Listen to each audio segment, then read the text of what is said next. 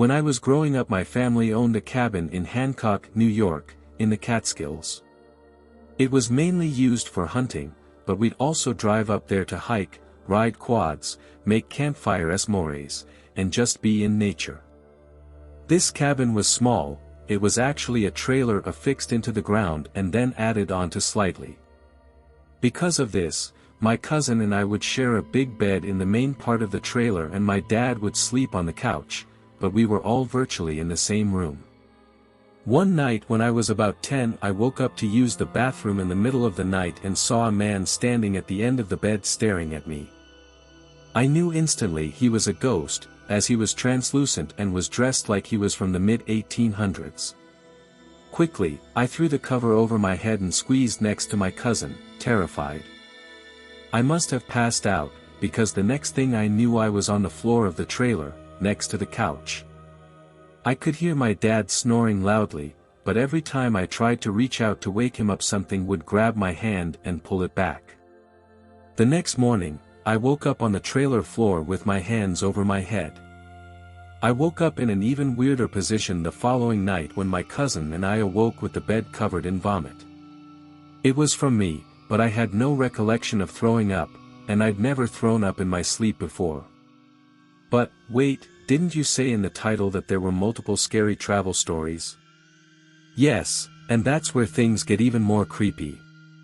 The next 2 times that I went to the cabin, I ended up waking up covered in my own vomit, with barely any recollection of throwing up.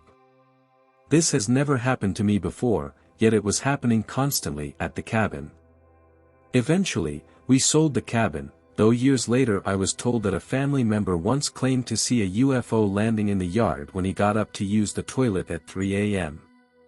Even now, over 20 years after the incident, I still remember it vividly, and I firmly believe that that cabin is possessed by something inhuman.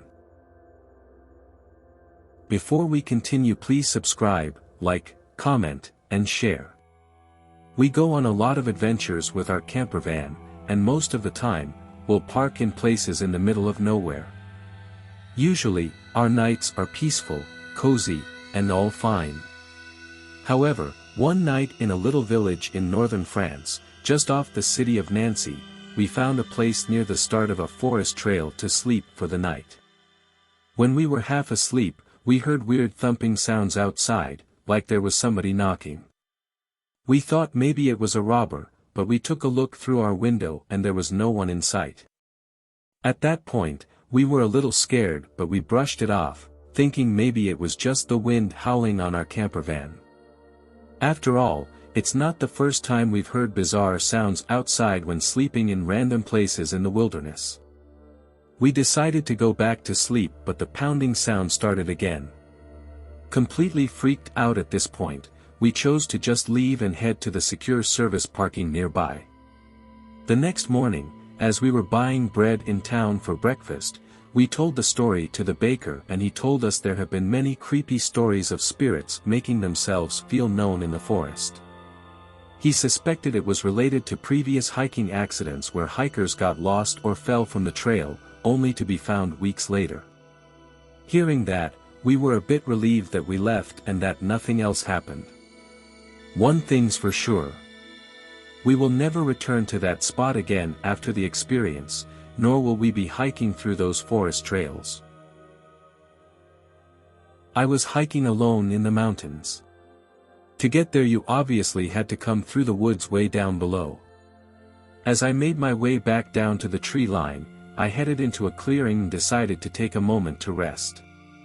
Took off my hat, took in a breath, and shook off dust and pebbles.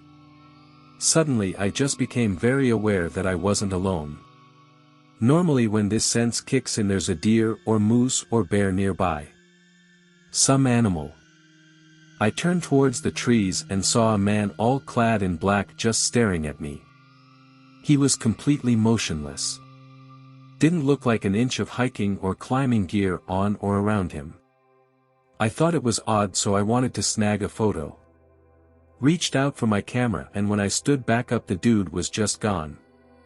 I immediately got flashbacks of that scene from David Fincher's Zodiac when the killer appears by a tree at Lake Berryessa and then disappears. I was extremely spooked. Now, of course, I'm in the wild. Surely I'm not the only one out there. But this was in a relatively remote spot and I hadn't come across anyone until then. I had to make my way into the area where I saw this person. I was on high alert for some intuitive reason. But when I passed by where he or she stood there was no one to be found. I looked around, called out even. Nothing. And the whole 8 hours back down I still came upon no one. Not one single soul. I think of that day often.